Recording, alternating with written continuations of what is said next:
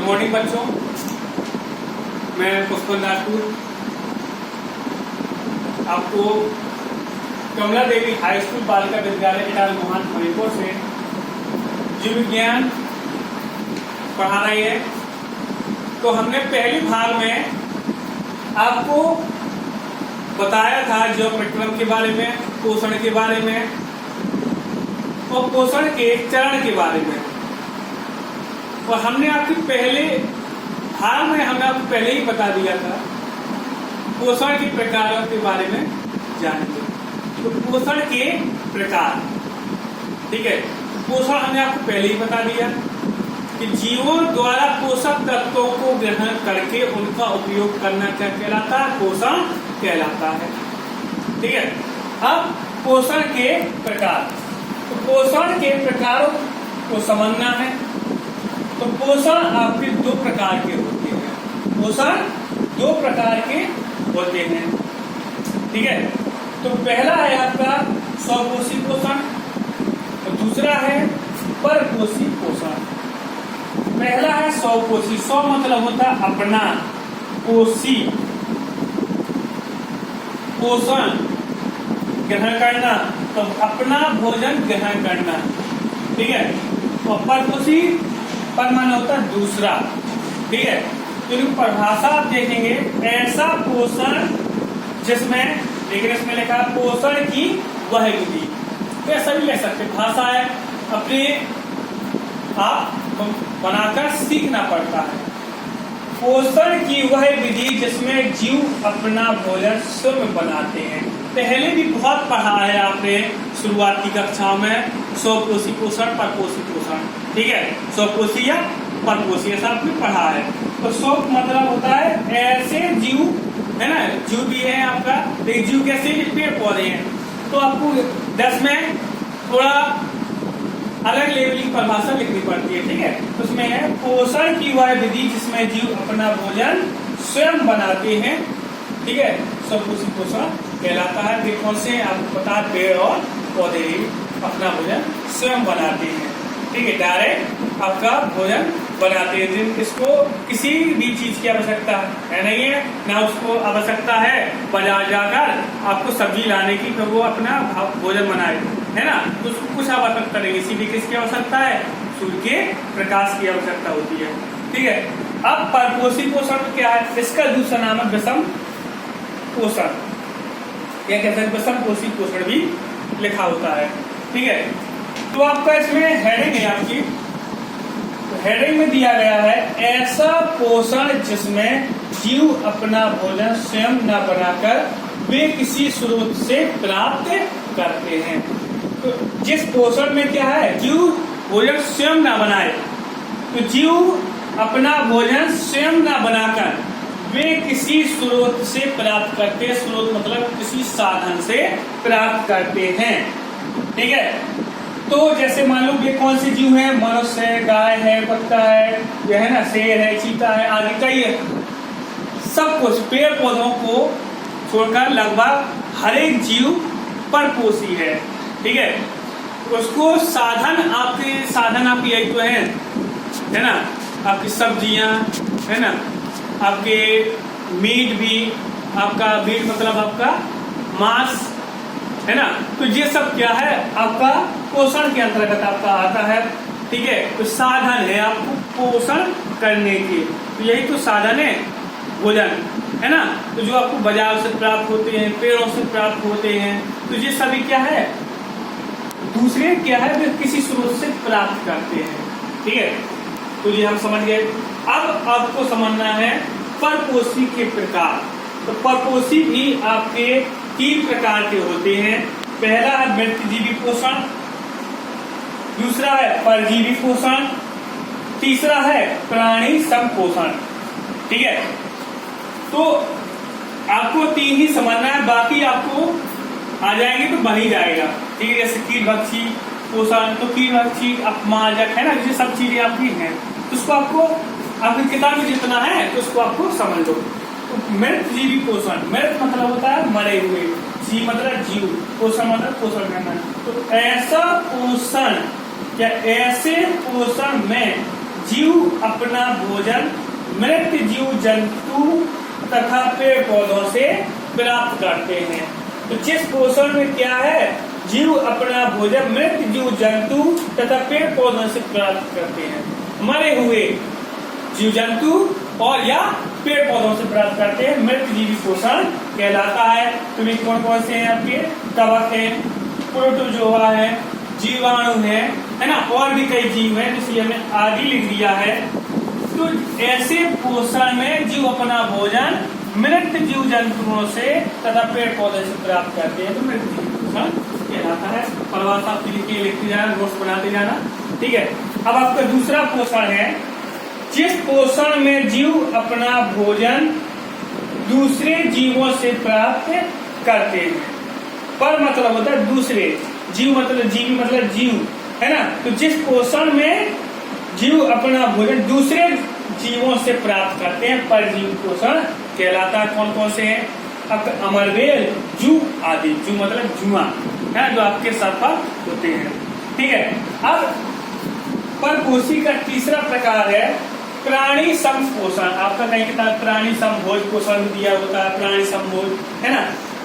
तो इसकी परिभाषा क्या है, ऐसा पोषण जिसमें जीव अपना भोजन ठोस या तरल के रूप में ग्रहण करते हैं, तो प्राणी संभोज पोषण कहलाता है, प्राणी संपोषण कहलाता है। तो आपके लगभग हर एक जीव, है ना, ठोस या तरल के रूप में ग्रहण करते हैं। या तो पोषण ठोस होगा, या तो पोषण ठोस होगा, या कैसा होगा, तरल होगा। ठोस मतलब जैसे आपका आलू है तो ठोस है ना, कोई भी सब्जी है वो ठोस है। और तरल में आपका दूध है, पानी है। तो जो पोषण आपका क्या, हर एक जीव लगभग ठोस या तरल के रूप में आपका भोजन ग्रहण करता है, वो आपका प्राणी संभोज आपका पोषण कहलाता है। तो मनुष्य है, मेढक है, और भी कई आपके लगभग 95 से 98% तक क्या है, आपके ठोस या तरल के रूप में भोजन जीव ग्रहण करते, ठीक है। तो अब हम आगे पढ़ेंगे, इसको नोट करना है नोट कर ले। अब हम आगे पढ़ेंगे प्रकाश संश्लेषण, इसको नोट कर लीजिए। पादप को हम पौधे भी कहते हैं, पादप या पौधों में पोषण या पादपों में पोषण, ठीक है। तो पहले हम पोषण आपका हमने बताया था, पोषण किसे कहते हैं, पोषण के प्रकार, ठीक है। पोषण की चरण भी हमने बताए। तो पोषण आपका जीव जंतुओं में और पौधों में दोनों में होता है। तो सबसे पहले हम पढ़ेंगे पौधों में पोषण या पादपों में पोषण। तो पादपों में पोषण आपको समझना है सब इसमें प्रकाश संश्लेषण। तो प्रकाश संश्लेषण क्या है, ये आपका लगभग हर साल आता है, बहुत इम्पोर्टेंट क्वेश्चन है आपका। प्रकाश संश्लेषण क्रिया लगभग हर साल आता है, तो इसको बहुत अच्छी तरह से देखना है और लिख लेना है, ठीक है।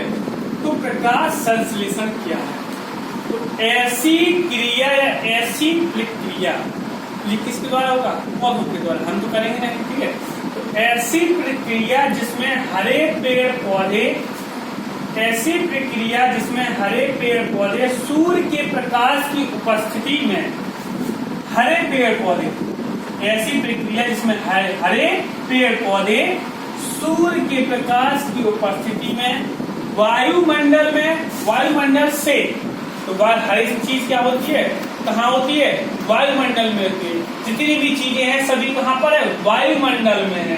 तो वायुमंडल से CO2 जल तथा खनिज लवण प्राप्त करके अपना भोजन कार्बोहाइड्रेट के रूप में बनाते हैं, प्रकाश संश्लेषण क्रिया कहलाती है, ठीक है। इसको दोबारा समझ लें परिभाषा को। ऐसी क्रिया जिसमें हरे पेड़ पौधे, ऐसी क्रिया जिसमें हरे पेड़ पौधे सूर्य के प्रकाश की उपस्थिति में वायुमंडल से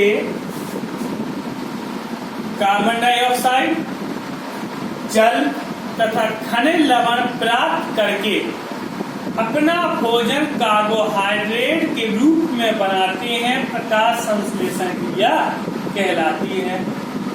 ठीक है, तो ये आपकी हो गई है प्रकाश संश्लेषण क्रिया। तो अगर आपने इसका उदाहरण नहीं लिखा, समीकरण नहीं लिखा, तो आपको नंबर नहीं मिलेंगे। ठीक है, पूरा नंबर आपका तभी मिलेगा, अच्छा नंबर तभी मिलेगा इसमें, ये समीकरण लिखना पड़ेगा। ये बहुत ही इंपॉर्टेंट समीकरण है, इसको रख लेना है ना। आपका है, हमने आपको हेडिंग से ही बता दिया है, हेडिंग से समझना है। तो इसमें है, कह रहा है वायुमंडल से CO2, तो CO2 हो गया, जल हो गया, खनिज लवण लिखना नहीं है। ठीक है, तो CO2 और जल की क्रिया कराते हैं। ठीक है, तो किसकी उपस्थिति में? सूर्य के प्रकाश और क्लोरोफिल को हम हिंदी में कहते हैं पर्णहरण। ठीक है, जिसकी वजह से पेड़ कैसे होते हैं? हरे रंग के होते हैं। तो वो किसका कारण होता है? क्लोरोफिल। इसको हिंदी में कहते हैं, क्लोरोफिल अंग्रेजी नाम है, हिंदी में कहते हैं पर्णहरण। क्या कहते हैं? पर्णहरण। हरे माने हरा और पर्ण माने पत्ती, पत्ती का हरा रंग। ठीक है, तो आपका हरे पेड़ पौधे सूर्य के प्रकाश की उपस्थिति में, तो हरे पेड़ पौधे सूर्य के प्रकाश की उपस्थिति में क्रिया करते हैं। तो हमारा कार्बोहाइड्रेट का आपका सूत्र इसमें ग्लूकोज के, तो C6H12O6 और प्लस आपका ऑक्सीजन गैस निकलती है। तो पौधे हमें कौन सी गैस देते हैं? Oxygen gas. ग्रहण कौन सा करता है वायुमंडल से? CO2 gas. ठीक है, तो इसलिए ऑक्सीजन गैस निकली और क्या निकला? जल भी निकला, क्योंकि उसमें आपका वाष्पीकरण होता है। ठीक है, तो प्रकाश संश्लेषण क्रिया का आपका जो उदाहरण है, इसको संतुलित भी करना है। संतुलित आपका दिया गया है, तो संतुलित करके आपका समीकरण लिखा है, तो इसलिए अच्छी तरह से इसको लिख लीजिए। ठीक है, तो ये आपका बहुत ही महत्वपूर्ण आपकी क्रिया प्रकाश संश्लेषण क्रिया, ये हर साल लगभग आती है। तो अब आप, तो आज की क्लास में आपका इतना ही। तो अगली क्लास जब लेकर आएंगे तो उसमें आपको बताया जाएगा कि प्रकाश संश्लेषण क्रिया में आपके कौन कौन से कच्चे पदार्थ प्रयोग होते हैं। ठीक है, तो ये क्रिया कैसे करते हैं आपके पौधे। ठीक, और मनुष्य के पोषण के बारे में भी चर्चा करेंगे। ठीक है, तो आपकी इस क्लास में इतना ही। धन्यवाद।